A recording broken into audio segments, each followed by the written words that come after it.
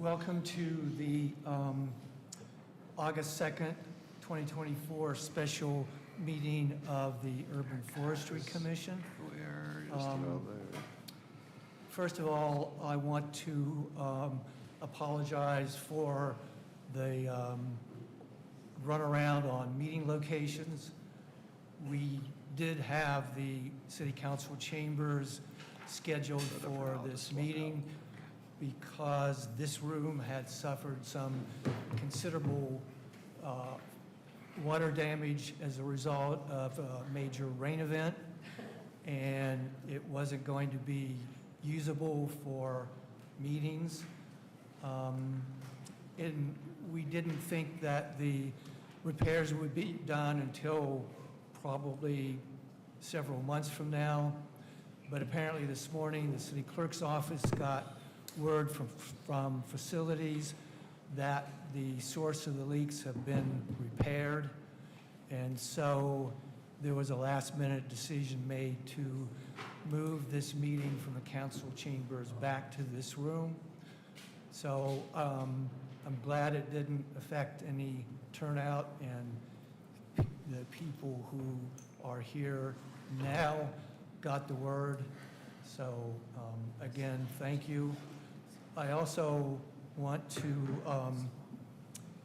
publicly express my gratitude through all this to Maggie Burleson, the city clerk, Alex Smith, the assistant city clerk, Stephanie Munson-Dahl, the director of planning and urban design, the department to which we report, and Keith Aiken, the city urban forester, and our staff liaison, for all their work this past week in trying to make sure that we have a location for this meeting and that we didn't have to cancel it. So thank you so very much.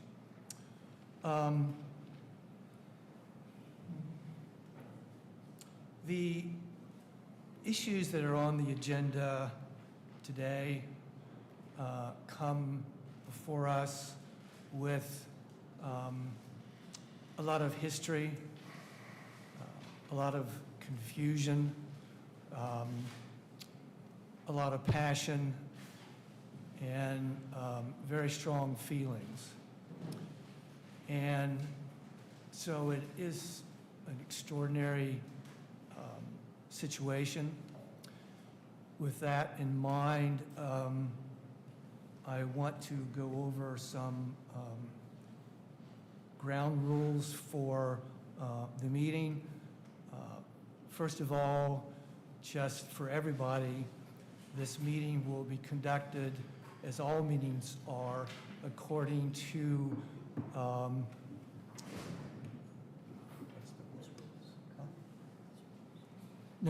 according to the policy of decorum as outlined in the policies for boards and commissions, and is also incorporated in the UFC shared bylaws and rules of procedure. As per those policies, public comment, people will be free and encouraged to make their comments known about anything that's on the agenda or generally about any work related to the Urban Forestry Commission. You will have 3 minutes to make your comments. Who's keeping time? Okay, our staff liaison is keeping time. I'm going to ask him to raise his hand when there's 30 seconds left so I can inform you to wrap up your comments. To the commission members, in the past for these meetings, I've been, and previous chairs have been, pretty flexible in terms of how the meetings are conducted and in terms of how discussions and comments go. But because of, again, the extraordinary circumstance of this meeting, I am going to, in the past, I have also imposed time limits on these discussions. I don't want to do that this time, but I am going to ask that in general discussions after a presentation where commission members can make comments and ask questions, I'm going to ask that each commission member have 2 opportunities to make comments and ask questions. For the sake of time, because this could easily steamroll into a long meeting, I'm going to ask commission members to try and keep their remarks as short as possible to give everybody an opportunity to have their say. Should a motion come to the commission, then we will proceed in this manner. Once a motion is on the table, each commission member will have 1 opportunity to comment and state their position with the following exception. The maker of the motion will go first. After every commission member thereafter has had their 1 opportunity, the maker of the motion may exercise an option to make concluding comments. Once that's done, then I will restate the motion and call the question. Because there was some confusion in our June meeting about the outcome of a critical vote, I'm going to ask that the vote be taken by a show of hands. After that vote, I will pause and ask if any commission member wishes to change their vote. If I hear none, then I will announce the outcome of the vote. Once that's done, a commission member can't ask to change their vote without the unanimous consent of the commission. And once the chair announces that vote, only commission members can challenge that, and no one else can change that vote, because once the chair announces it, that is the official vote for the record. Any commission member who wishes to, during the course of the meeting that's left, make a motion to reconsider an initial motion, that person must be one who voted in the affirmative on the initial motion. In other words, it would have to be a commission member that voted yes. Since we have some new members on the commission, I will reiterate state law that requires for boards and commissions that with, in the exception where a commission member wants to recuse his or herself for conflict of interest, and that person brings that, makes that notice to the commission will vote on whether or not to recuse that person. If there, and that is the only way that a member cannot vote. The member must vote yes or no. If any commission member wishes or insists on abstaining, then once the vote is officially announced, that abstention will be officially recorded as a yes vote. Is there any questions from commission members? Okay, then on to so we'll go first for introductions. And for the purposes of our new members and the public and maybe for staff, I'm going to recognize commission members by seniority, ask them to state their name and how long they've served on the commission. So I will start with myself. I am Patrick Gilbert. I am the chair of the Urban Forestry Commission, and I've been on the commission for a little more than 6 years. Ms. Hoyle? I'm Zoe Hoyle, co-chair of the Urban Forestry Commission.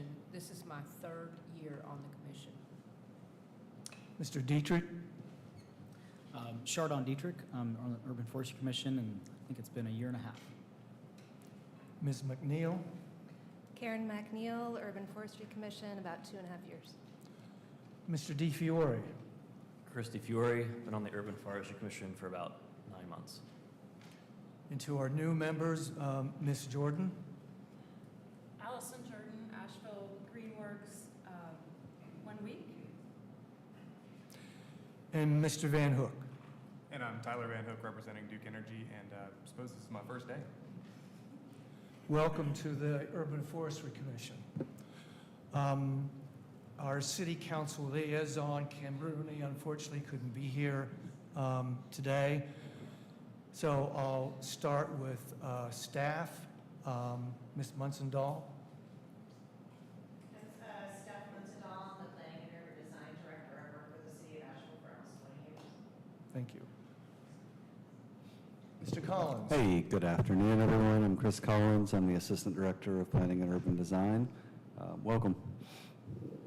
Mr. Aiken. Keith Aiken, Urban Forester, also Planning and Urban Design, in this role for 1.5 years with the city since 2015.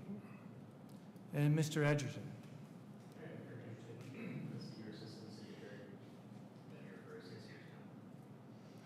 Did I miss anybody? I don't think so. All right, on to the agenda. The first item is a update from Stephanie Munson-Dahl, the Director of Planning and Urban Design. Patrick, are we doing public comment first? Is Oh, the yeah, first that's on the right, agenda? sorry. Public comment. Do we have a list? Can you get the list? Yeah, I'm sorry. Is there anyone else that would like to sign this list before Ginger? No? Yep, okay.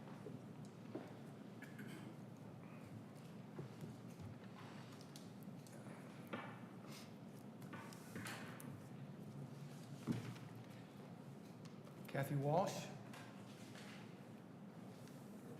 Hi, I'm Kathy Walsh. I'm with Blue Ridge Audubon, previously with the Tree Protection Task Force 4 years ago. The only people I know now on the commission, Karen, Patrick, and I know Mr. Collins from working on the Tree Protection Ordinance.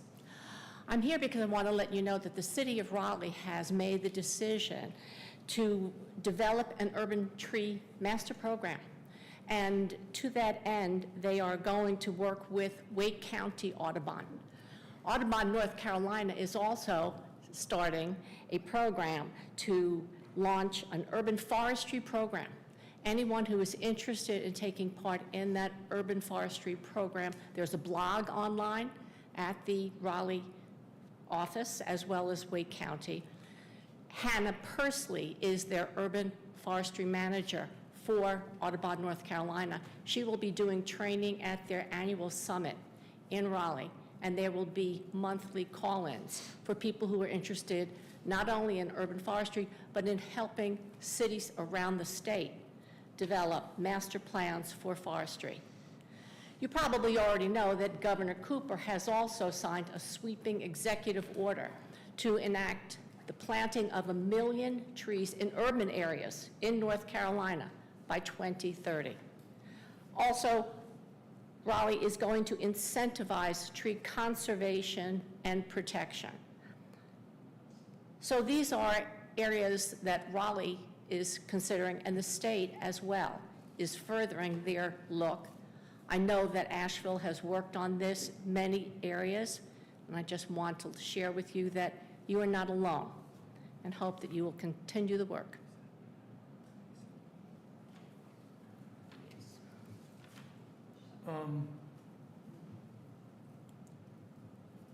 Ed Macy, I see your name on the list.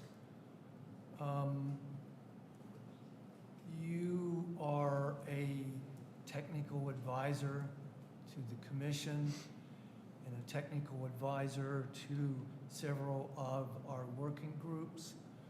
So to that extent, and I got a ruling from the clerk's office that during general discussion, you can be called upon to make comments or answer questions.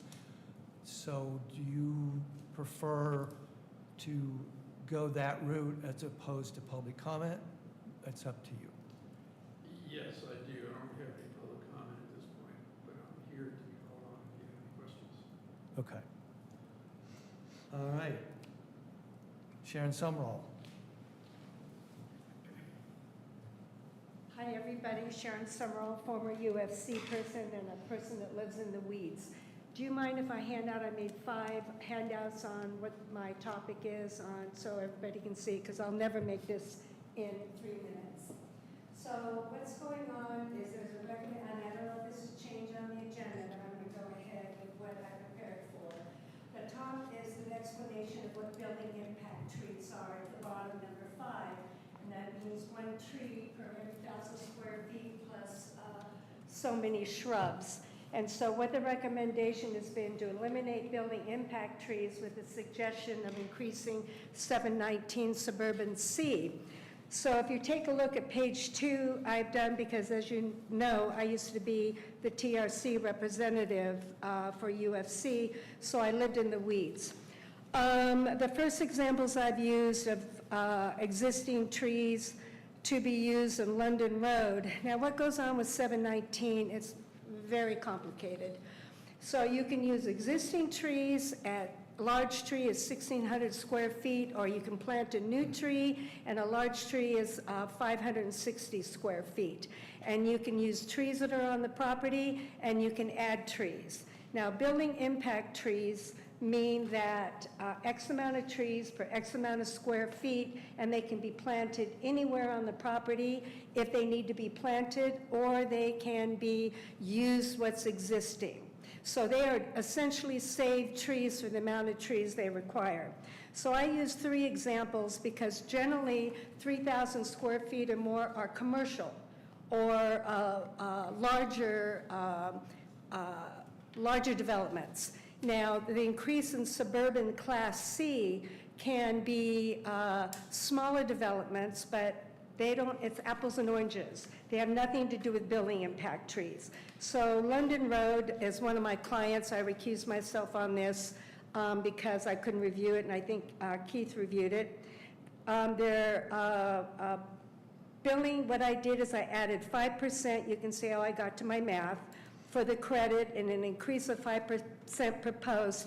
They're only using 12% because they're asking in the conditions to be removed 2%. So actually they're only going to be increased 17% when they really should be 20%. 30 seconds. 30 seconds. Okay, so what you need to see is that on the second page, be safe storage, 28 building impact trees are needed. The increase is only 2 trees. Digestive Partners, which is my gut doctors, their building impact of 41 trees and 4 trees if we increase by 5%. So that means we're removing 41 trees, we're removing 65 trees at London Road, and we're removing 28 trees for building impact, and a total of 6 trees. Time. There you go. Thank you. Next is Steve Rasmussen. Hi, I'm Steve Rasmussen, a member of the Tree Protection Task Force. And I'm going to follow up a little bit on what Sharon was talking about, because we've been discussing it, and we both had viewed the July 11th presentation to Planning and Zoning of the initial versions of these UDO changes proposed. I think the main concern that she's trying to get at, and that I'd like to get at, is we need data. We don't need promises. We don't need speculations from staff members about, 5% will save so many more trees, and that's why we can give away trees by reducing building impact or or buffer standards or what have you. So I think it's very important that we keep in mind that our overall goal, as I know you do, is to decrease the amount of tree loss we're suffering, not compromise it. Nature doesn't compromise. You walk outside and you find out nature doesn't compromise. Climate change is here. We need to stick to the city's adopted policy of zero net tree loss and expand it without tricks of accounting that certain special interests would like to perform to make us think that we're actually having to make a trade for housing or having to make a trade for affordability. No, climate change is the dominant crisis we're facing right now in this city. Thank you. Thank you. Jeffrey Barton? I'm not signed up. I have to check now.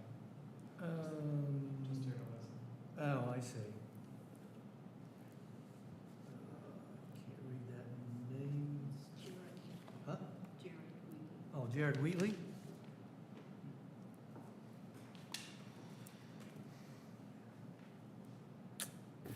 Good afternoon, I'm Jared Wheatley. Just a resident, downtown resident here in Asheville, as urban as you get. I just wanted to talk about a couple of things. I sent everyone here whose email I could find a quick email about land acknowledgements and recognizing the land of the Cherokee. So I'd like you to take a little bit of time to contemplate and reflect what that relationship might look like. Then I have just a couple of rhetorical questions. I'd be interested to hear as you guys speak what work you've done and what reflection you've had on displacement in vulnerable communities. What that looks like for your board and commission may look different than others, but I do think it's a lens we should think about.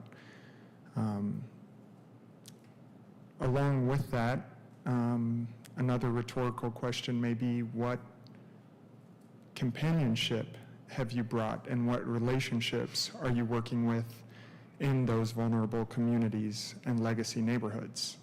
I don't see apparently much representation of that in this room. So I'd certainly like to hear that expanded on. And then I guess, finally, I'd like to ask the question of, are there unintended outcomes of regulation within our city? Might there be tree loss outside of the urban environment due to regulation inside of the urban environment? Also, is all of Asheville actually an urban environment, or is much of it suburban in nature? And I just like to hear, I'm really interested to hear what you all are working on, and I appreciate your time. Thank you. Anybody else wish to speak? Okay, thank you all very much. We do appreciate listening to the public. That's very important to us in terms of helping us find a better context for the work that we do. Okay. Item 1 on the agenda now. Ms. Munson-Dahl.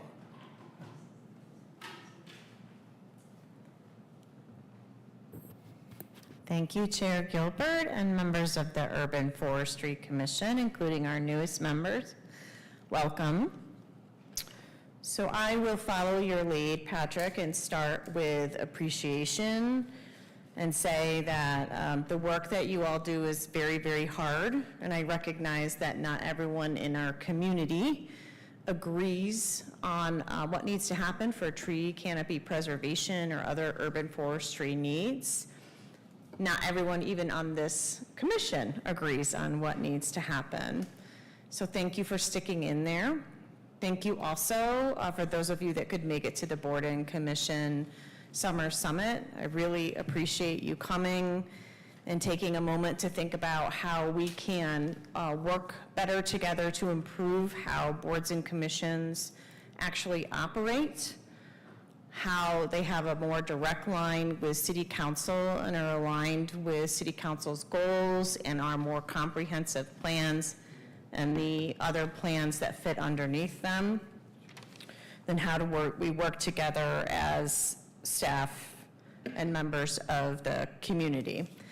And Patrick, I believe that you requested that I come speak on August 6th to give an update on that event. Is that correct? Yes. So I'll hold off on anything more about that other than to say that, as you hopefully all know, we are looking at a Unified Development Ordinance update, and that as you move forward looking at these ordinances, whether or not we can say they actually are part of the UDO or not, that you recognize that these ordinances are part of our larger plan to look as a community at how the rules of engagement and development impact the next 50 years for our community, right? For every single person in our community. So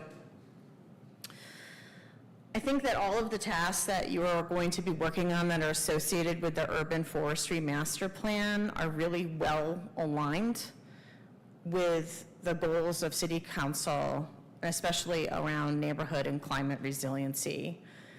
And I think that some of the concerns that we heard from the public, I just want to take a moment to reflect on that, will also be addressed through the Urban Forestry Master Plan.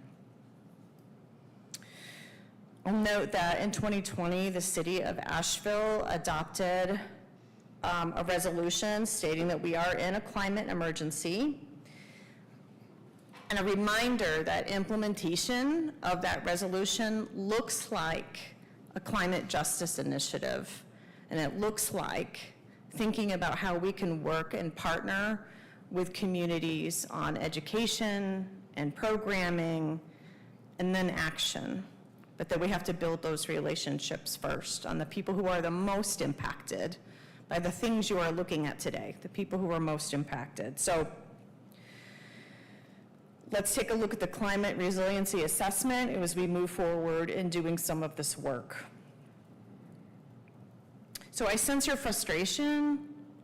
I just want to acknowledge that with actually getting these things into the bucket, the basket, whatever we want to call it. And just want to take a moment and say, this is not, I didn't come up with this, but sometimes things they're moving so fast that we actually need to take a beat and slow down. And if everything's an emergency and everything is urgent, then a lot of nothing does get done. So,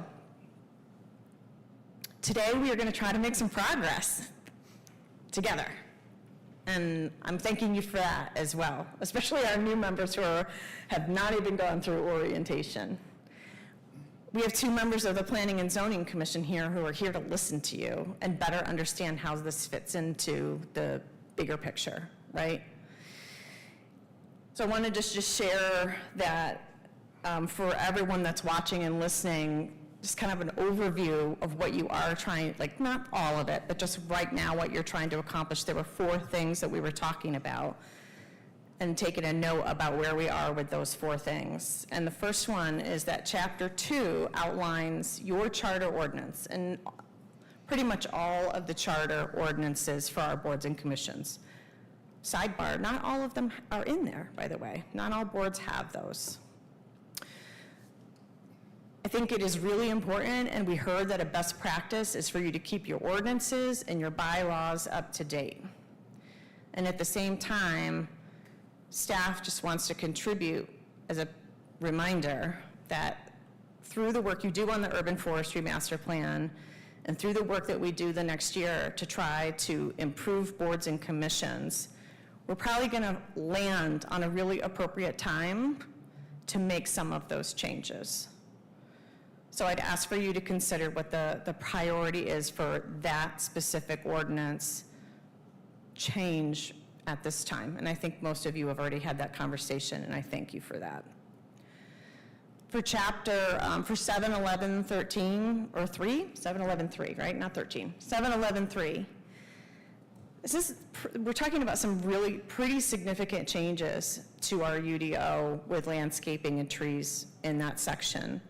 And while there has been an incredible amount of work, I think some of us pulled our head up in the last couple of weeks and said, there has been an incredible amount of work. We do have plans that say these are some of the things that we need to do, but not everyone has been consulted. And I'm not saying that everybody in the world needs to be consulted, but I am saying that we do need to provide an opportunity for us to try to come to more of an agreement and to try to allow for a conversation with some specific stakeholder groups. And so that piece of it, we ask for your grace in space and giving us a little bit of time to work with you and work with the Planning and Zoning Commission, who, as a reminder, has a really special role in that any of the ordinance that you guys are all looking at, they generally have to send advice to City Council, and they are trying to think comprehensively, not just about one thing. So thank you for that in advance. The other two pieces are Chapter 19 and 20, which you're going to talk about today. They each have something kind of special in them, whether that's the landmark tree or the heritage tree item that I know a lot of people are really excited about. It's important that we get it right. My understanding, I think from staff, I'm looking for a nod, is that Chapter 19, we feel super duper close. And yeah, thank you, Chris. And that for Chapter 20, we feel like there still needs to be some review.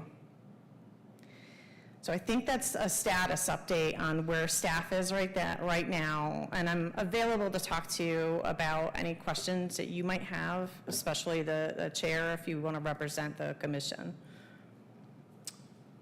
So I am going to go first, and then I'll ask any other commission member if they want to make comments or ask questions.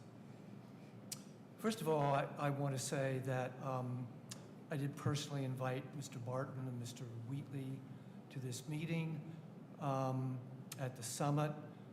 I do think it's very important going forward that we develop a better collaboration, understanding, and connectivity among boards and commissions on issues that touch each board and commission. At the summit, Mr. Wheatley asked me, in terms of these ordinances, what the hurry was. And I will apologize to Mr. Wheatley. I don't think I gave him a very good answer. However, I'll answer him now, and also it'll be a comment to some of the remarks that you mentioned. In 2019, when the Urban Forestry Commission, then the Tree Commission, went to city staff and taking the data and research with us that from the tree canopy study done by Davy Resource Group, and also the data and research done by the NASA Develop Young Scientists program on the heat island effect. And we asked city staff if we could have a discussion about creating some kind of ordinance that would provide a better balance between development and preserving our urban forest. I will just say that as long as I've been on this commission, our position has never been against development. Our position has always been that development is necessary for a city to grow, But what hadn't happened before then was a discussion regarding the balance between development in our urban forest and the preservation of our tree canopy that has so many benefits for the community, and particularly for disadvantaged communities. So staff agreed to have that discussion. Staff found a way in which to bring forth some ordinance language. We went back and forth on different, swapping different proposals on that language. In the end, there were things that we were disappointed that we didn't get, but also we recognized that this was such a monumental first step in this effort to bring balance. And so we went forward with that language with staff. I say this because I believe the total time that elapsed between when we first approached staff and when this language was unanimously approved by the City Council, I believe it was in August of 2020, was about 9 or 10 months. I say that to compare the time that this commission and its policy working group has been working on changes for Chapter 20 and changes for Chapter 7, Article 19. We are now past the 2-year mark. So, and I'm sure you'll hear it, but there is a lot of pent-up emotion about the fact that these languages hadn't moved forward in a more timely fashion. I believe I had some, when I first learned that planning was considering looking at the UDO in terms of review and figure out strategic changes in the UDO, I expressed my concern that I didn't want these ordinances to be swallowed up by other events and not go forward. And I have to say that I feel that I can't help but feel that fear has been realized. And we haven't, or at least haven't heard about any kind of timeline to go forward, sort of just asking for a pause. So with that, the chair recognizes Mr. DiFiore.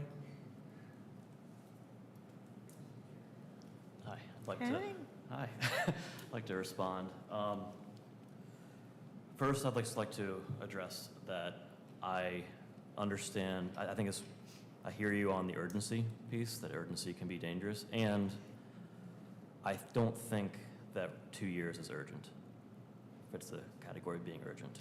I think there's a balance between urgency and being really careful to not let us trying to be perfect be the enemy of doing what's right. And to me, right now is actually the perfect time, because we're not going to get it perfect. There's going to be mistakes. We're going to do our best, and there's going to be little mistakes, and we'll figure those out as we go, and then the Urban Forestry Master Plan is lined up as a process right there so that we can tweak it and make it much more perfect. And frankly, I am embarrassed by how antiquated our policies are right now compared to many other cities in North Carolina, and especially throughout the country. We have Asheville Greenworks listed in our ordinances right now as quality forward because they have not been updated since that. That is embarrassing. And I would hope that we can make those changes at a reasonable pace. And as Patrick was saying, the goal of this is not to push back development. It is to coordinate with development and guide so that we're creating a quality of life for everyone here.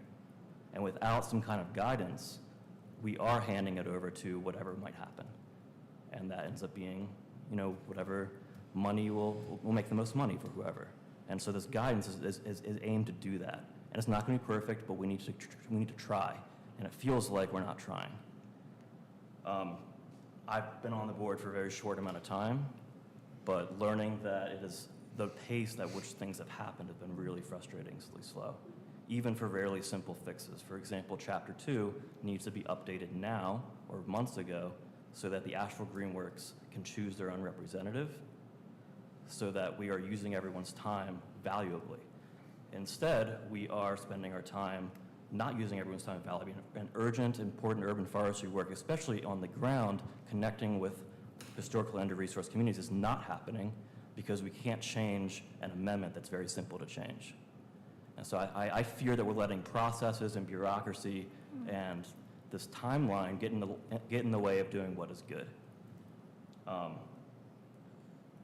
That's all. Thank you. Thank you. The chair recognizes Ms. McNeil. Okay, thank you. I've had a couple thoughts as I've been listening. First of all, what you mentioned about the climate emergency resolution in 2020, I mean, by the very nature of it, it's an emergency. And part of the reason why we had such a problem with our location was because we had flooding in this room. And so, I mean, that's what's happening. We're having stormwater issues. We're having heat issues. We're still losing canopy during this time. During our monthly reports, we hear about trees preserved and fee and lieu, but we don't hear the canopy that we're losing in that report. And we've been asking for that for quite a long time now. So those are my first thoughts. A couple other things that come to mind are, I believe it was Jared that mentioned, what are your thoughts on how the decisions that you make affect the county, and what partnerships are you working on? We have been working on with trying to develop partnerships with the county. And really one of my hopes, I'll speak for myself, is that they develop a tree canopy protection ordinance as well. So that's one partnership that we hope to cultivate and develop. I think I want to make sure that I say everything, but I feel like that's all I need to say for now. Thank you. Chair recognizes Mr. Dietrich. I would just like to thank Chris for saying what he said, and I don't have much to add beyond that, but thank you. Ms. Hoyle? Yes, it's my experience since coming on the commission. I haven't prepared anything, but I know that these revisions were mentioned probably in the first meeting that I came to, and the frustration with the back and forth of the process, which to me seem, in many cases, there are revisions that should have been made several years ago that were quite minor, such as the quality forward that Chris mentioned. So I really support us moving forward with these, with the amendments today. Ms. Jordan? Yeah, I have a lot of thoughts, particularly on the comments and the questions that Mr. Wheatley had asked us to consider, and I think those are they're important, and they're not one-time questions. They're questions that we should continue to hold as we are moving forward in any of the work that we do. So I have a lot of thoughts, and I'm also really aware that I probably, and I know that there's a lot I don't know. So I'm going to leave it there. That's okay. Mr. Van Hook? I appreciate everybody's perspective, and it's very interesting being my first day to feel the tension in the room from this clearly long-standing issue.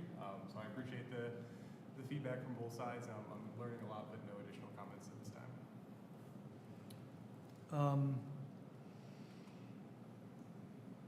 Stephanie, I do understand and respect staff's position that we probably should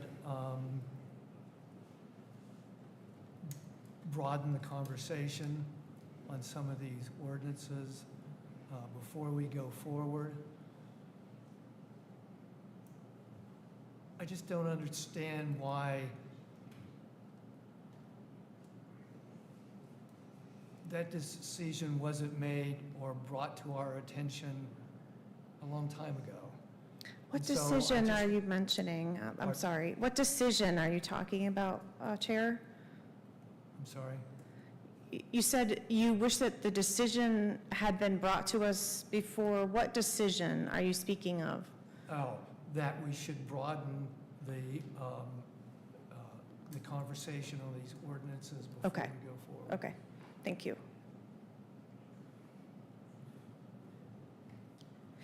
Okay, so I'm going to just take a moment to respond to all of you and say thank you again so much. I'll just say I want to validate everything you said and reiterate that I know it's been frustrating. For people who are in the room or new, I've been in this job for less than a year.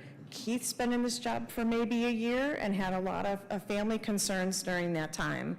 And this board has been managed by 3 different departments, I think, in the last 4 years. And so that is not an excuse, but I think if somebody was doing an article and reporting on how clunky this has been, those are things that probably would need to be acknowledged. So all I can say to you right now is a reminder that we're just asking to hold hands, move forward together, take some of the time that we might need now that we are one team, right? And we are going to stay one team. We're not moving you to another department. I'm going to stay in this role. Keith's going to stay in his role. And that we are committed to moving these things forward. And just asking again for a little bit of grace and space and just being appreciative. We all care about the same things that you do. Okay?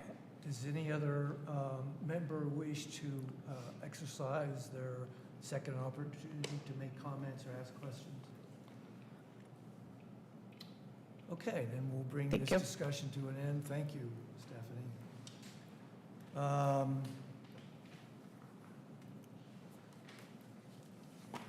my agenda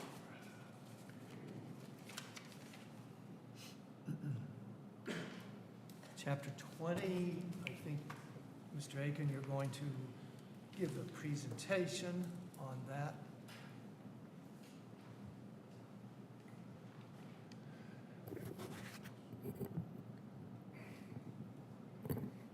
Thank you, Chair.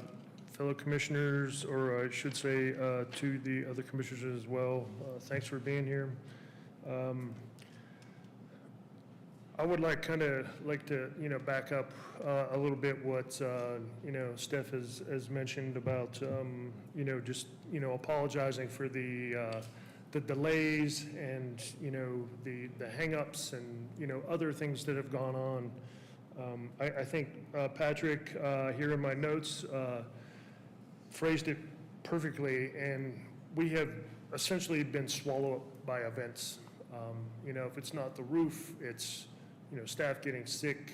I think there's a lot of disconnect, amongst staff, as we give staff, certain duties, and then, when someone does either fall, ill, or someone, moves on, or, someone leaves the department, whatever the situation is, sometimes there isn't someone there to pick up the slack. And to start over. Steph mentioned that, in 4 years, you've been through 3 different departments. That probably, shouldn't have happened. And I don't know how to resolve that and how to remedy that. But for, Chapter 20, I certainly intended to have a presentation. Mark Foster had put together a little slide deck. And after I was trying to Summarize that slide deck in the last 18 minutes before 1 o'clock or before 2 o'clock today. I was unable to do that. So I do not have that presentation prepared and ready to go. Once again, I am deeply sorry about that. And, you know, once again, to get back to those being swallowed up by events, yesterday was pretty much my planning day to be ready. I was going to get that presentation ready to go, and then next thing I know, I'm getting a text about someone clear cutting their lot. So I had to make an emergency visit out to a lot that, you know, is, you know, was tough for me to handle.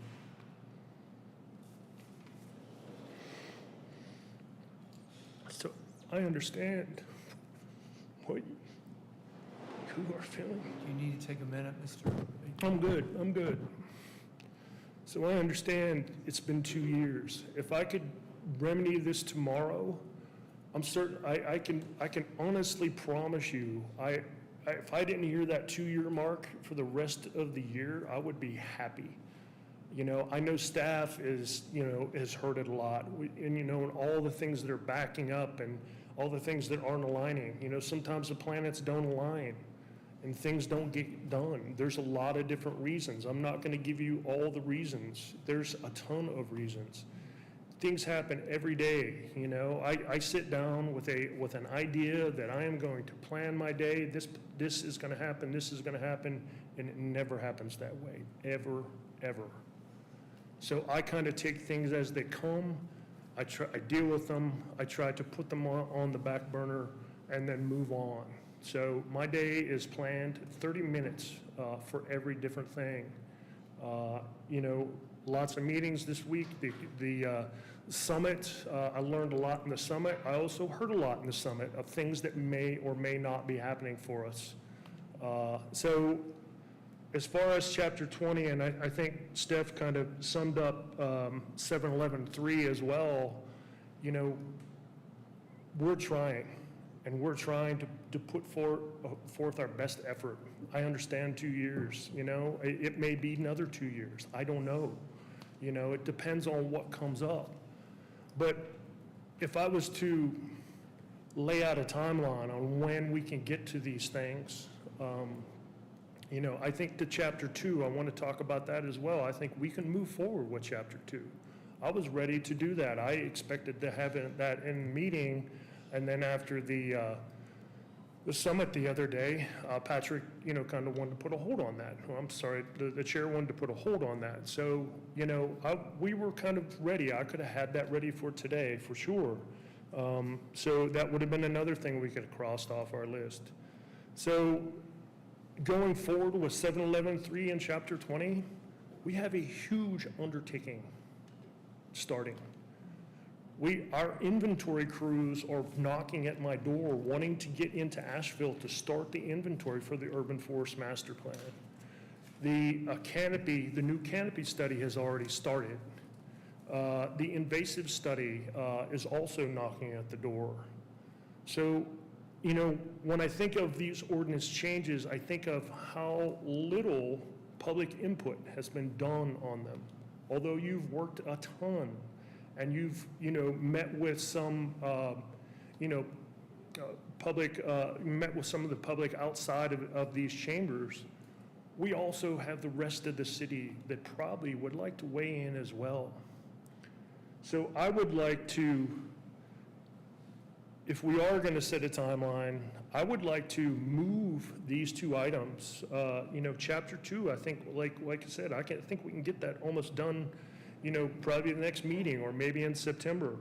But as far as 711.3 and chapter 20, because it's such, they're, you know, overwhelming changes that affect so many other people in Asheville, I would really like to take that and move that into the urban forest master plan. And when I brought it up to the consultants the other day, they were all for it. They want us to bring them those ordinance changes so they can review it, so they can run it through their experts, and then bring it to the masses.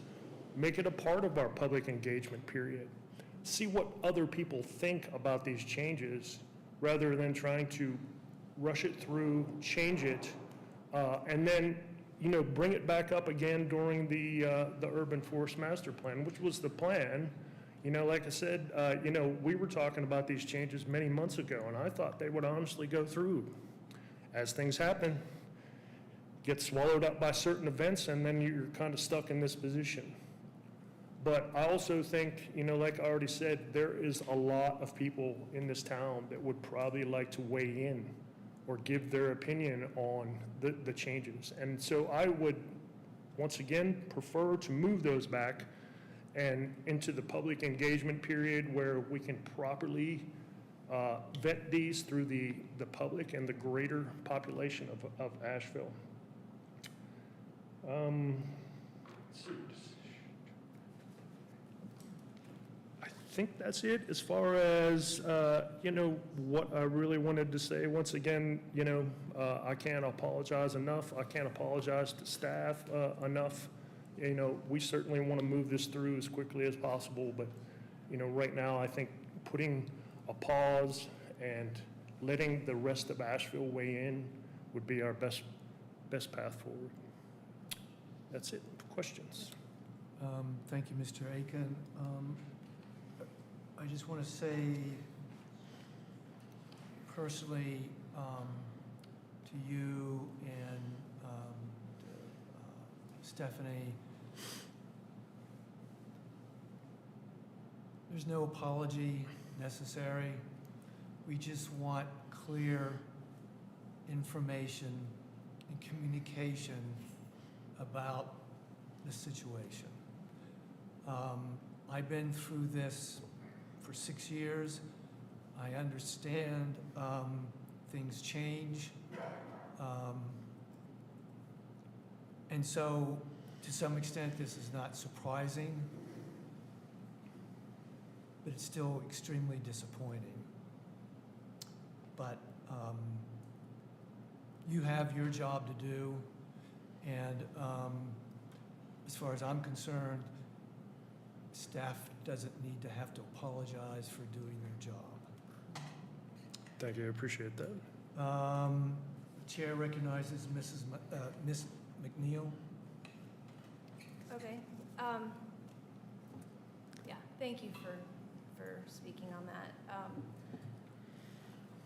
I am just reminded that as urban forestry commissioners, it's our job to vigorously preserve and protect our urban forests, and so that's what we're doing. And when I think about my personal priority, it's mature trees that are really irreplaceable in our lifetime. So that's my personal urgency with this, and why I would like to see it continue to move forward sooner rather than later, because each time we lose one of those trees, we're not going to get them back in our lifetime. And so thank you, and that's just my thoughts on that. Thank you. Ms. Hoyle? Yeah, and I really appreciate what you've said to us, Keith, and I've appreciated how much work you've done to onboard your position and to get us ready to do the Urban Forest Master Plan. I think some of the issues in Chapter 20 have become more pressing in the past year because of several circumstances that were brought to us to look at, even though we had really nothing to do with why they happened. And I think the public perceives not the Forest Commission as having more power in those positions, but somebody having more power. And I do think, listening to what you said, that it would be very good as part of the master plan. We have to really figure out how to convey this information and not make it confusing to the public. But I think it would be good for the public to know what we do protect at this time in the city and what we don't, and what the qualifications are that we have tried to bring forward in Chapter 20 and why they're important. So, yeah, I guess I'm sitting on the fence with that. Thank you. Thank you. Ms. Jordan?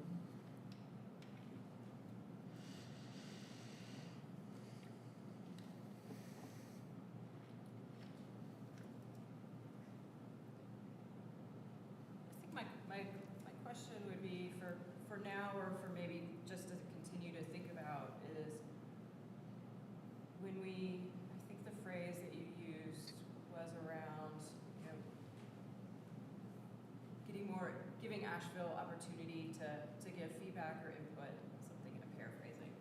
And when we talk about public, just getting really clear on who the public is, because that's a really vague and broad term, and how we're going to provide that opportunity to different populations that make up the public and that make up Asheville.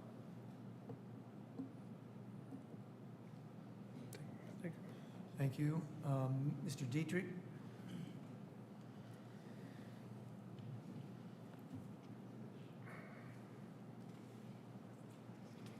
Well, thank you for all your work, Keith. It's been nice to get to know you in the last year. Did we lose the live stream?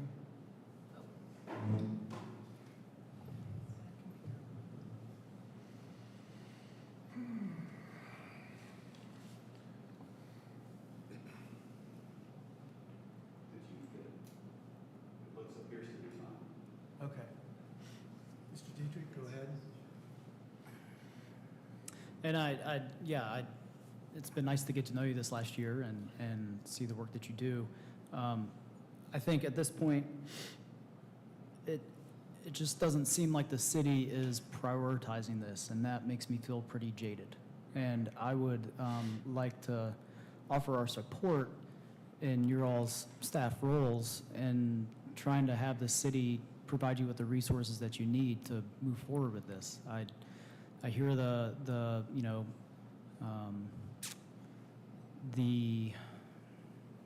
intention behind getting public input, but if that pushes us back 2 years, like this, the development is happening so quickly, and every time I see, large trees get cut down or trees get planted improperly, it's really, really frustrating to see that in the year and a half I've been on this commission that nothing has happened, and no forward movement has been happening on this. So I would, I would like to acknowledge all your hard work, but also I'd also like to acknowledge that there might be tools that the city could be providing for you to help take things off your plate and give them to somebody else so that you can focus on these things that are impacting so many more people as the city grows. Thank you. Thank you. Thanks. Mr. Van Hook? I want to thank you for sharing your point of view and providing some additional context on the staff side of this issue.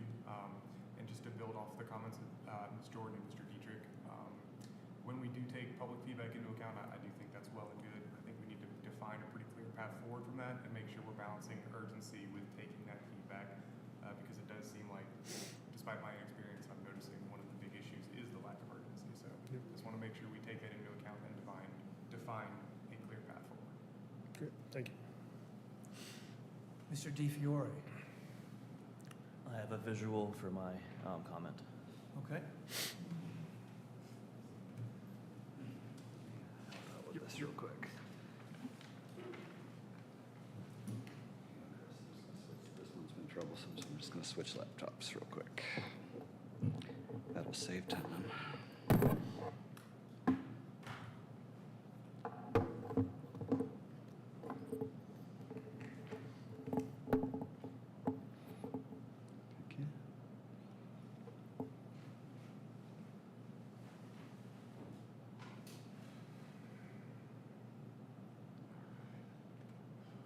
There you go.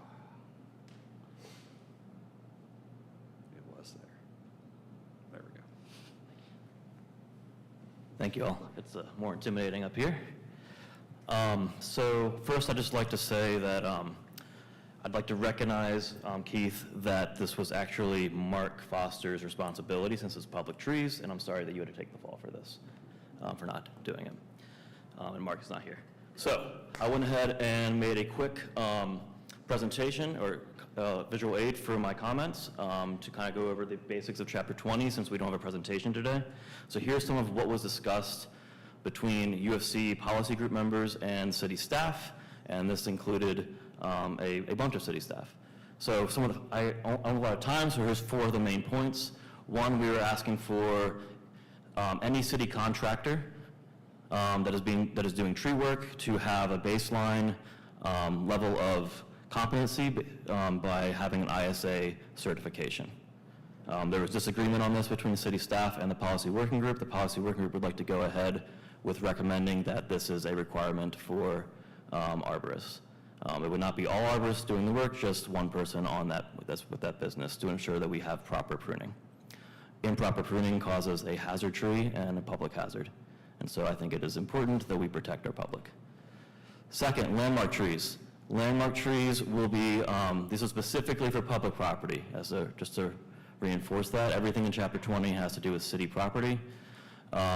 What we discussed with landmark trees is essentially we're protecting the large trees that are on city property and asking for 2 times the penalty if they are removed. And we cannot control where that money goes. That money would go to the school system per regulations already in place. There's a bunch of information about these that we discussed. I won't get into the details now, but it's basically details on what will be protected as far as the landmark tree goes. Thirdly, historic trees. This is similar to a landmark tree, but a tree that has specific historic designation. Currently, historic trees are protected in the city of Asheville, but there are 0 trees designated as historic because we do not have a process to designate it. So this would create language that designates historic trees, and then another step that would have to go along with this is someone needs to run that program. There seems to be one possible pathway for that would be the UFC would have a subcommittee that would be the folks that would create the application and run the process. Historic trees would be protected, similarly to landmark trees. And lastly, enforcement. Currently, currently the UFC does not have access to all the information of what is happening within the city when there's a violation, so we were asking for language that informs us of any violations to Chapter 20, as well as what was mentioned before, review of any landmark trees that are being removed, and as well as an additional piece that's kind of more recently been discussed is the Asheville app does not currently have a place to put violations for trees, so it would be wonderful if that was included into the app, but that's something that we did not specifically discuss with City at that last point. There's tons more that was discussed. The document is probably mostly edits because the language is antiquated.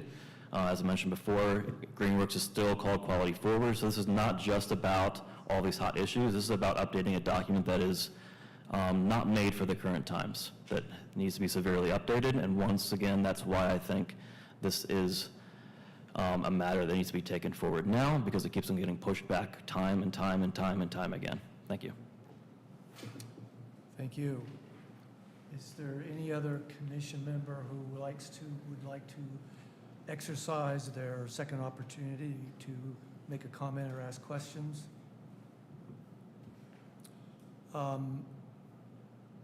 Just to close the discussion, I don't think the commission has any problem whatsoever and would enthusiastically support wider public engagement on ordinance issues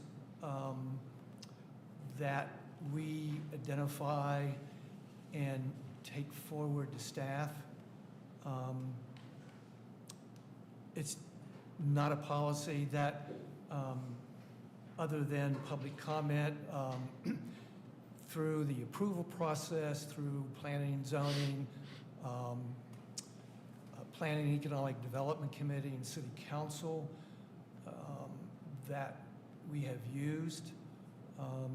And I realize that, as Stephanie has pointed out, we've reported to 3 different departments over the last 4 or 5 years. Things change, but I just want to make it clear that in theory we have no issue with taking these ordinances before the public. Thank you, Mr. Aiken. Yep. Thank you. But wait a minute, before you go, does anybody have anything to say regarding Chapter 7 Article 11, Section 3, the landscaping code. Okay, thank you, Mr. Yep, Aiken. thank you. Mr. Collins. Good afternoon, Chair, Urban Forestry Commissioners. It's actually been a little while since I've been in front of you, so it's nice to be here talking to you today. We are going to talk about the 2024 updates to Article 19, Section 719 of the Unified Development Ordinance, and that which is often known as the Tree Canopy Preservation Ordinance.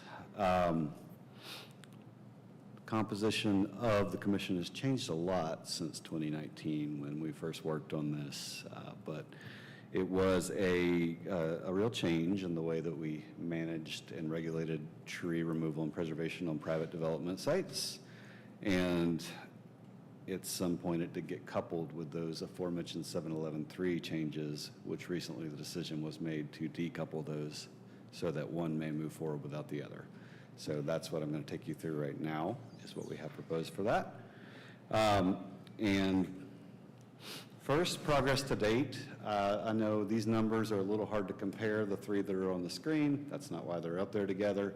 But as of your June agenda, these were the reports on canopy credits for preservation at 2.4, almost 2.5 million square feet.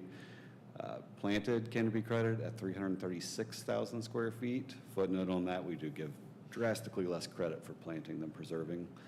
And fee in lieu that has been assessed at close to $500,000. I put that up to show that we do have metrics on what is being identified on plans and what is happening and the progress we've made since 2020 when this is adopted. Kudos to the folks that worked with staff on that adoption during COVID, where we ran probably one of the city's first public engagement campaigns on an ordinance amendment during lockdown. So that was great, and it was successful and awesome. But the main point, an additional point I want to make here, is looking at these numbers, and this is important as we go through these edits. One of the key things was here, hey, we can't go to a lot and say, can't cut down any trees. We would rather people preserve trees than plant them or pay a fee. So it's based on incentives of trying to get people to preserve them. And as you can see, even though these aren't apples to oranges, the numbers vary drastically skewed towards preservation over planting and fee in lieu payment. So point that out to say that part is working. We are seeing that incentive work. We are seeing people try everything they can to preserve mostly. We have all sorts of people developing land, but mostly people are looking to preserve rather than plant or pay, and there are going to be a few of those incentive strings in this presentation as well. All right, an overview of the updates we're going to go through. The ordinance goes through everything, but the main headings we're going to look at today are the introduction of heritage trees, some changes to the applicability and exemptions section of the ordinance, a new measurement option, which should be a nice and exciting new thing to look at and see deployed. The expansion of the tree removal permit program to require a permit for more types of removals than we currently do. And then kind of a catch-all at the end for lessons we've learned as staff and commission members, codification opportunities we missed as staff, and clarifications we found that are needed. So first off, let's dig into heritage trees. So the ordinance does show we are proposing to add a definition per the EOC-derived language, and the agreement we last arrived on was to have some parity with how proposals were going with Chapter 20 for landmark trees. Right, there's a lot of tree types. I had to stop for a minute and make sure I said the right one. But that is where that one is, and that's an amendment to Section 725. That'll be the only amendment outside of 719 we look at today. There's also the addition of a requirement to show heritage trees on the site when they are within the disturbance area. And then speaking about incentives and also in this case disincentives, right? 200% canopy credit would be given for preserving a heritage tree over a non-heritage tree. And on the inverse, that disincentive is that a 200% canopy credit replacement or remediation, right now, if you remove a tree that's in a protected area, you have to come back to our standard table and replace it with equivalent credits. You would have to replace it with 200% of the credits for the removal of a heritage tree. So there's your incentive and disincentive for the heritage trees, and provisions to show them on plans and also to identify them. Applicability and exemptions. Some of these almost could have been under clarifications and lessons learned, but the first one of those is the expansion of under the applicability heading for expansions of existing buildings and open uses of land. Right now, that is 1,500 square feet for buildings, 3,000 square feet for open uses of land. What we've learned in the 4 years of practical application of that is that doesn't scale very well with every proposed project.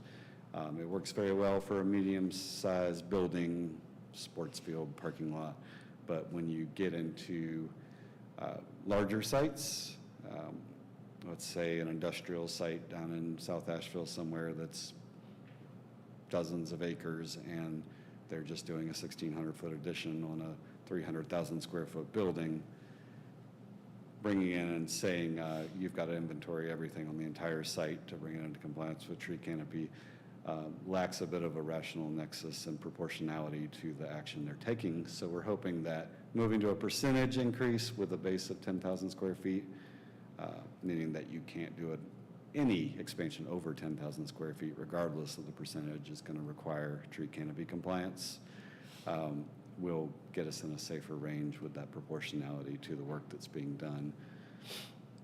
So that's one lesson learned. We did go into the use table that classifies what that percentage requirement is, and we added recreational uses and parks. As staff, I will tell you, we have been requiring tree canopy compliance for that, but it has been a difficult conversation because folks didn't feel that it fit into any of the categories that are there now. So that's why that bullet says it makes staff's job easier, because that's really what that one's doing. And if all of our staff turn over one day, they'll know what to do. So these are good things. Also, there's an exemption for publicly funded transportation projects and on-property governmental and utility easements. Now, these are only easements outside of the control of the property owner, so a developer cannot qualify for this exemption by going in and putting their own stormwater easement at 100 feet around a private stormwater line. These are easements where the property owner does not have control of the planting or removal of vegetation in there, and that would include railroad right-of-way. Again, this is a practice we've been doing as staff to not allow canopy trees to be planted in there because there is no way to ensure preservation of those trees, but also exempt that land area from the calculation of the needed tree canopies. So this would codify that. Most of the time, it's a pretty small sliver of a site unless you're backing up to railroad right-of-way. A new measurement method I mentioned. So this is a method of direct canopy measurement that allows for more accurate measurements. Mentioned that we were going to talk about incentives a few times. Here's number 2. It does allow one to get more credit for a larger tree than our table in the ordinance right now would. So again, incentive to save that tree because they can meet more of their requirement with that direct measurement method. And this is being added as an additional measurement option. There are now 3 options to measure, currently, once I finish this presentation, you'll see there are 3 options to measure canopy on sites over 2 acres, and now 2 options on sites smaller than 2 acres, with this being one of those. So the hope is that this would be a successful way and easily deployed in order to allow more credit for preservation of larger trees and make it a little easier to comply with the ordinance. One of my lessons in my 24 years of doing regulation is if you make it easier to comply with the regulation, people are more willing to do it, and that is successful. All right, so the next thing is the expansion of the tree removal permit. So right now, 719 set up something new, and we deployed a new program when we adopted the initial ordinance for a tree removal permit for any tree within those tree canopy protection areas that were dedicated to meet the requirements of 719. Right now, that is all that permit functions for. This amendment would take trees that are required under section 711.3, generally our general landscaping code for development, and section 712.4, steep slope, and those will get moved over to requiring a tree removal permit. Again, a much clearer process, more easily defined process, and the parameters for the issuance or non-issuance of that permit are very clearly spelled out in 719. So those aren't changing. We are just adding, broadening the scope of what's going to require a permit for removal on these sites. All right, final category I want to take you through, and of course there'll be a chance for any questions on anything I happened to not cover or didn't go into enough detail for you, but let's go through these real quick. We have generally, and on advice of some members of the UFC and working with our own landscape architects, allowed up to a 20% critical root zone encroachment, but that was not codified. That codification is proposed. It does require that the structural root plate be protected, I believe. I can go back and look at that language, but it is also in your ordinance markup. The aerial measurement, and this is measurement using an aerial photograph of the site right now, that was unintentionally added for sites under 2 acres as well as over. I'm not sure if that was an error with our codification service or with the marked up ordinance that was sent over. It was not supposed to be that way. So that option is being removed for sites under 2 acres. And for where it remains in sites over 2 acres, we're adding a requirement that that be done via a measurement on geographic information system software rather than trying to scale it on a printout or something like that, just to be specific so people know how to fulfill that requirement and we get it done accurately. Fee in lieu, we are codifying that it would still require a tree canopy preservation plan sheet. Every time we have a development, they are required to supply an individual sheet that covers a tree canopy preservation plan per the ordinance. Ordinance does not currently specify that if you were, let's say someone chose to pay their very large fee in lieu instead of preserving or planting any trees, the ordinance doesn't say, yeah, you still got to give us a sheet that tells us how much, what you're doing and all that good stuff. This codifies that, so we would require that sheet even for a fee in lieu submission. Boundary tree critical root zones that are within the protected areas are now required to be shown in the plans through these proposed updates.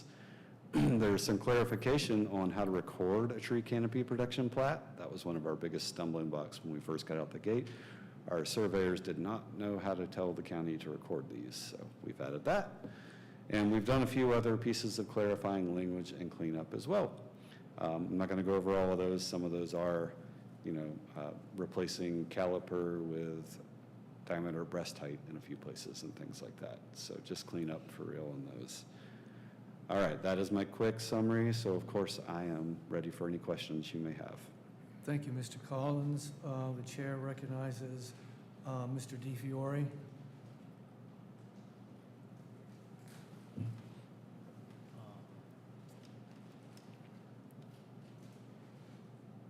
I guess I'm wondering if we could speak about the single-family duplex construction. Sure, absolutely. When looking at this, we really, as staff, and we also consulted with our attorney's office and thought it was a better place for that to live would be in the general landscaping standards of section 711.3, which we've talked about tonight. Updates to that will be coming at some point. They're just not here today. This is going to operate probably for a few reasons. Staff will end up proposing an ordinance on that. Now, don't hold me to any of this. I'm not good at writing code into a microphone. But staff will probably, rather than going with the mechanism for tree canopy preservation using percentages of sites or calculations, probably try to find a simpler way to achieve that.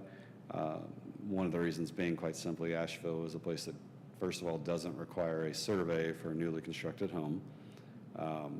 And honestly, we accept very minimal drawings for construction of new homes. And it's not completely within our department's purview to be able to change that. So we would look to work with what we're given, right? So for that reason is one of the reasons we would recommend it move to the 711.3 section. let's say, again, not writing code into a microphone, so don't hold me to it. Let's say if we had a site that was a certain size, we require 1 tree of a certain size class to be planted. If it's another size, maybe we move to 2 trees, something like that. That mechanism's far more similar to the kind of things we prescribe in 711.3 right now. And we're trying to keep the 719 focused on this larger scale site tree preservation through that calculation method and the prescribed measurement methods, if that makes sense. Anything else? Ms. Jordan? No, none. Mr. Van Hook? I just want to say I appreciate the emphasis on preservation and incentivizing preservation. I do think that's the best way to maintain our urban tree canopy and achieve our goals. But other than that, no questions. Chair recognizes Ms. McNeil. Seeing this presentation made me really happy. I've been really in strong support of preserving our older heritage trees, so I'm cautiously very optimistic and grateful for this step forward. Great, thank you. Chair recognizes Mr. Dietrich. Yeah, this presentation was uplifting, and just wanted to voice my appreciation for the steps that we made in the meeting the other week with you and Keith and Eric. And it was a really I came away from that meeting feeling uplifted. So thank you. I think the one thing I'd like to point out, it's come up in previous meetings, and Karen alluded to it earlier, as far as the updates on the tree canopy preservation and fee in lieu and trees planted. To me, those numbers don't really mean much unless I know how many trees were removed. So I would just like to voice my recommendation that be included on that report every month, because otherwise, those numbers don't mean much to me unless I know how many trees were removed. So, Understood, thank you. do you have any update on including that? The one thing I can say is that the ordinance right now requires trees that are being counted for credit, right, for trees that are being protected, to meet 719 be shown on the ordinance, on the plan. It does not now require every tree on site to be shown, and the reason that's important to try and get at the information that you want is that we have to know what we're starting with to know what was removed. So that's one challenge, but it's certainly a challenge we can take back and take a look at and see if there's a way to achieve it. And it would have to be a kind of counterbalance thing. These updates we have in front of us right now are really cleanups, and they're based on the current mechanics of the ordinance, right? Even the heritage tree provision works with incentives and disincentives and doesn't probably directly impact the development of a site. But if we start talking about doing full surveys of trees on sites, we start to need to kind of counterbalance that off of maybe the people on the side of development and things too, to find out what the impacts could be on that side, not to stop it or say no, but just so we can make an informed path forward. So that's a kind of a long-winded answer to say we're happy to look into it and see if there's a way to get there that it is implementable. Will these updates make that any easier? These updates today won't enable us to track what's removed from an individual site, just because we're not prescribing that. We say go out and survey every tree on the site, which is really, again, not codifying into the mic, but where I think we'd have to get to be able to tell what trees were removed, we'd have to know what we started with. Right. So. But yeah, I can tell you that we can look into that and report back. I can't say much more than that at this time. Okay, thank you. Chair recognizes Ms. Hoyle. Yeah, I think that these updates really clarify a lot of the processes. My nephew works as a surveyor, and he has complained to me about surveying as part of the tree canopy ordinance. And I think this would really address some of those problems. So thank you. Great. Does any other commission member wish to exercise their second opportunity to make comments or ask questions.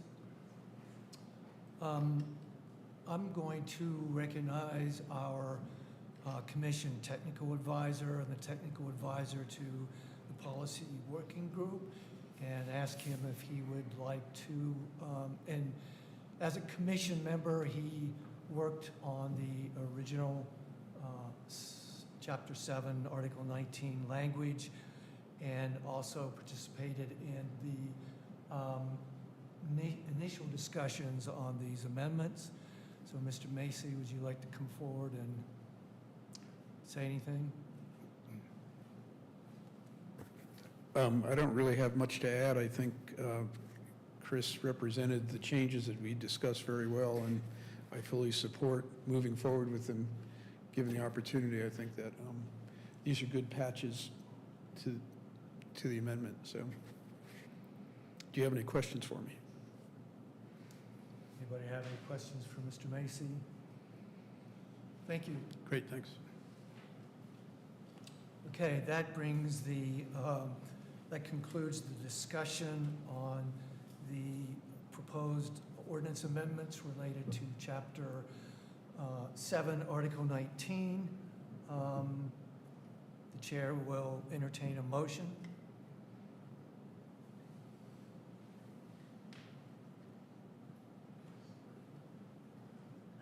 A motion to vote in favor of that recommendation? Correct.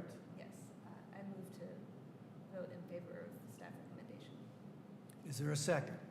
I second. Okay, it's been moved and seconded that the Urban Forestry Commission will recommend staff's proposed changes on Chapter 7, Article 19, and we will make that recommendation known as this ordinance goes through the approval process and on to City Council. Ms. McNeil, you made the motion, so you go first on any comments. I don't have any comments at this time. Okay. Mr. DiFiore, I don't have any comments. Ms. Hoyle, No comments, thank you. Ms. Jordan, No comments. Mr. Van Hook, No comments. Mr. Dietrich. No comments. All right. Hearing none, the chair will call the question. All in favor of the motion to support staff's proposed ordinance amendments to Chapter 7, Article 19, please signify by raising their right hand. Anybody opposed to the motion, please signify by raising their right hand.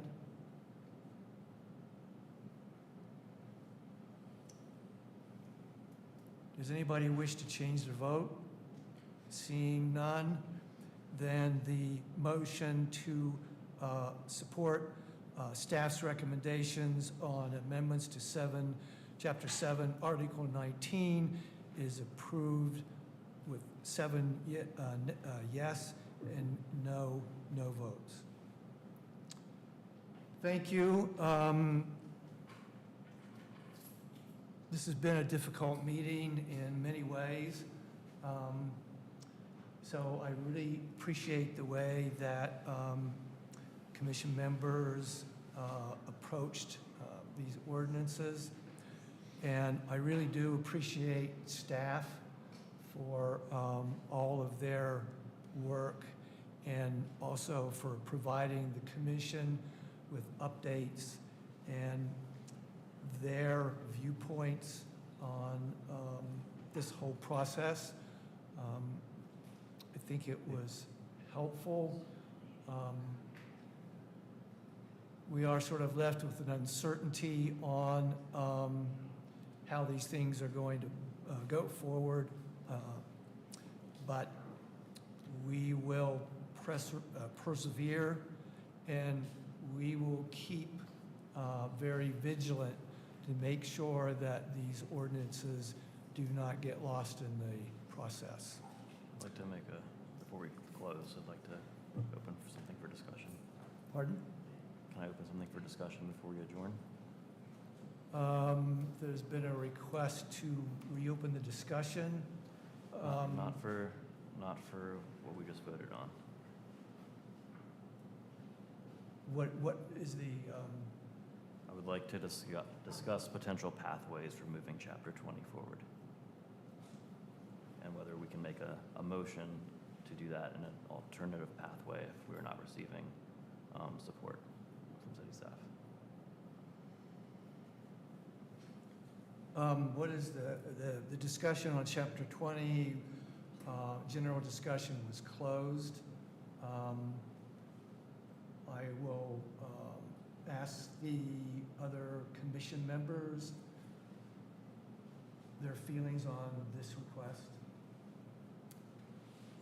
I'm open to hearing what Chris has to say. Anybody object? Mr. DiFiore? I would just like to voice that I would not like this conversation to be had again a year from now. And I would like to explore pathways to bring this forward as a recommendation to the Planning and Zoning Commission and to the City Council to have further discussion about this. I do not want Chapter 20 to end here and return later. And so I would like to hear about potential pathways for that and maybe hear from city staff potential concerns for that. But I do feel like this discussion needs to move beyond this room and this group of people for Chapter 20, given the amount of time it has taken to get it this far. So I would like to open it up for other folks' thoughts. Chair recognizes Ms. McNeil. I think that's a splendid idea. I would like to see a pathway forward for this too, and hear other thoughts on how we can create a path for this discussion and to gather more input on Chapter 20. So, and that being the public trees or community trees. And so that's one reason why that's important, is these are trees that everybody has a stake in our community.